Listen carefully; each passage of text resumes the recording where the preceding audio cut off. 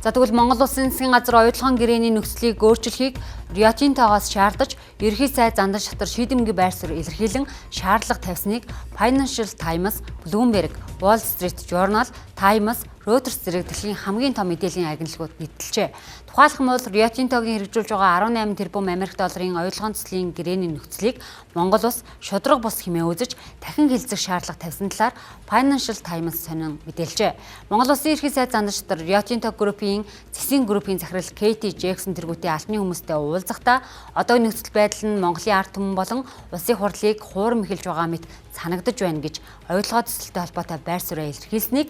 The Wall Street Journal, Reuters, Financial Times, Bloomberg, Times зэрэг дэлхийн топ хэвлэл мэдээллийн хэрэгслүүд онцлсан байна. Rio Tinto компани төлөөлөгч Reuters агентлагт өгсөн тайлбартаа Монголын засгийн газартай идэвхтэй хэлэлцээ хийж байгааг онцлоод оюутлогын төслийн боломжийг бүрэн ашиглаж талуудын үр өгөөжийг нэмэгдүүлэхийн төлөө байгаагаа илэрхийлжээ.